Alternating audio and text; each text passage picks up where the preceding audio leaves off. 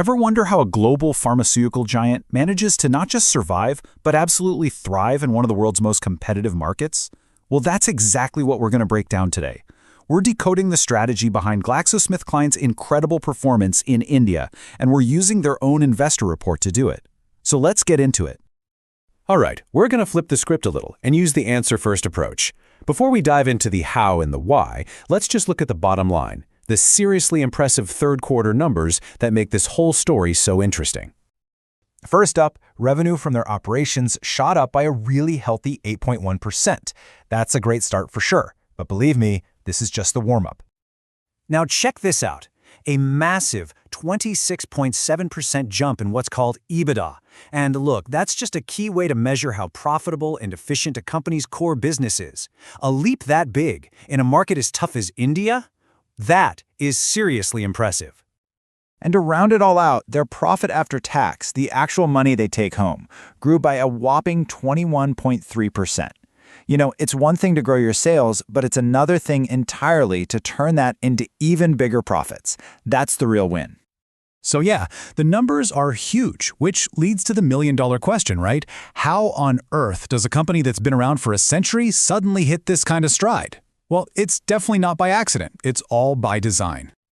And a huge piece of that puzzle is their history. You can't forget, GSK has been in India for 100 years. Think about that. A century of building trust with doctors, with patients. That's a foundation you just can't buy, and it's incredibly tough for any competitor to copy.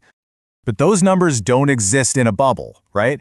To really get what's going on with GSK, we need to understand the field they're playing on. We have to look at the wider market context.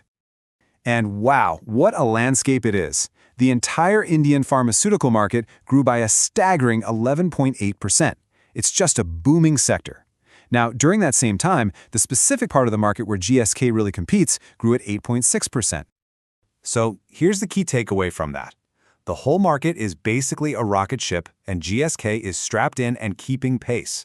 They are a major player, running hard in a very, very fast race. So how are they doing it? Well, it all comes down to their game plan.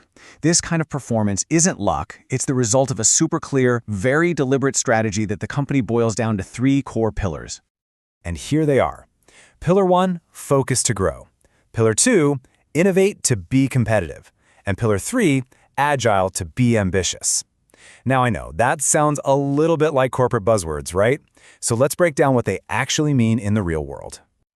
Okay, Pillar 1, focus to grow. This is all about doubling down on what they do best. It means they're taking their greatest hits, their powerhouse medicines and vaccines that have been successful for years, and they're putting the pedal to the metal to win even more market share. Strategy slides are one thing, but what does this look like out on the street for actual products? Let's see how this plan actually translates into results. So this is what that focus pillar is all about.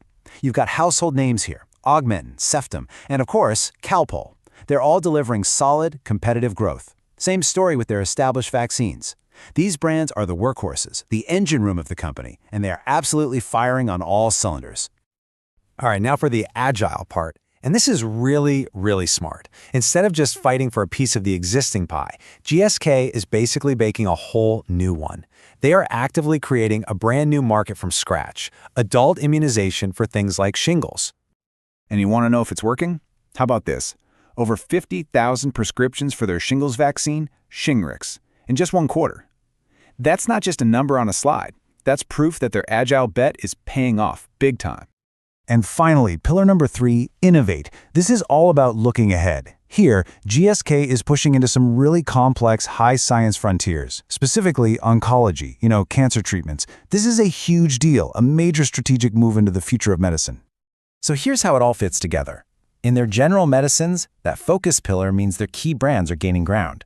In vaccines, the agile pillar means they're literally creating a new adult market with Shingrix. And in specialty, the innovate pillar is driving momentum in oncology. It's like a 3-pronged attack, and every single prong is working. Okay, let's zoom out for a second and put a bow on all of this. What's the big picture here? What's the main story that GSK's performance in India is telling us? It really comes down to this. Their success is a masterclass in balance. They are leaning on their powerful 100-year-old legacy while at the same time making these super targeted, aggressive moves into the innovative areas that are going to define the future of medicine. And holding all of this together, the focus, the agility, the innovation, isn't just about strategy decks. The company says it comes down to culture. The idea that none of this works unless you have an organization where people can grow, succeed, and feel empowered to do the right thing. And all of this leaves us with one final, fascinating question for the future. As GSK channels more and more of its energy into these cutting-edge specialty fields, can it still maintain its dominance in the very medicines that made it a trusted, household name across India for the last 100 years? That, right there, is the strategic tightrope they have to walk.